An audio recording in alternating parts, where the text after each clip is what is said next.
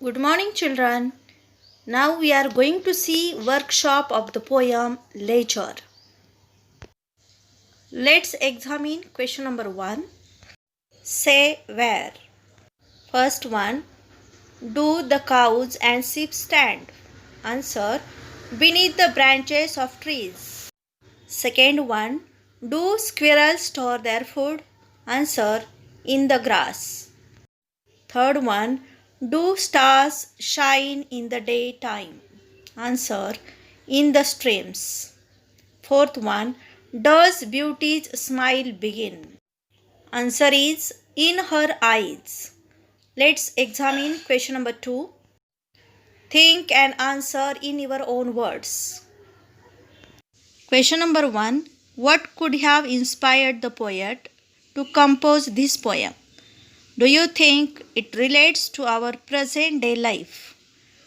Defend your choice. Answer is the poet must have seen the busy lives of people around him who are always in a hurry and have no leisure to look at the beauty around. Yes, it certainly relates to our present life, which keeps getting busier and busier. Today, with the internet, the mobile phone, the computer, and social networking sites, our lives are getting more and more artificial and further from nature than ever before. Question number 2. Which lines prove that in our busy life we do not even have a fraction of a second to enjoy nature's beauty? Answer is the lines are no time to see when woods we pass, where squirrels hide their nuts in grass. No time to see in the broad daylight, streams full of stars like skies at night. No time to turn at beauty's glance and watch her feet how they can dance. No time to wait till her mouth can enrich that smile her eyes began. Students, let's read next question. Beauty in stanzas 5 and 6 can refer to a beautiful maiden as well as nature itself. Explain how and when nature dances and also smiles. Answer is nature dances during spring and summer, when the leaves of trees and flowers sway in the breeze. Nature smiles at the beginning of spring, when the plants begin to once again bloom slowly.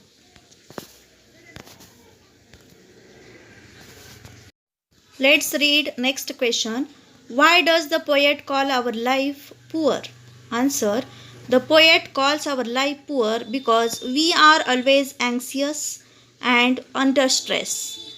We are completely cut off from nature and cannot relax and enjoy its beauty. He feels that this type of life is a poor life. Let's understand question number 3. Question number 3 is you have learnt that when a human attribute is given to anything that is not a human being or it is spoken of as a person, the figure of speech used is called personification. Pick out 2 examples of personification from the poem. Answer is example number 1. No time to turn at beauty's glance and watch her feet how they can dance. Here, nature has been given the human qualities of glancing and dancing. Example number 2. No time to wait till her mouth can enrich the smile her eyes began. Here, nature has been given the human quality of smiling. Let's examine next question. Pick out 2 examples of alliteration from the poem. Answer is example number 1. We have no time to stand and stare. Here initial sound yes is repeated. Example number 2. Streams full of stars like skies at night. Here initial letter or initial sound yes is repeated. Students, let's understand next question. Pick out 2 examples of simile from the poem. Examples are first one, and stare as long as sheep or cows. Here a direct comparison has been made to sheep and cows. Example number 2, streams full of stars like skies at night. Here a direct comparison has been made to night skies. Let's read next question. Pick out two examples of metaphor from the poem. Answer is first one, no time to turn at beauty's glance. Here, nature has been indirectly compared to a beautiful woman. Example number 2, in reach the smile her eyes began. Here, the blooming of flowers has been indirectly compared to a woman smiling. Let's understand next question. Pick out an example of interrogation from the poem. Answer is, what is this life if full of care? We have no time to stand and stare.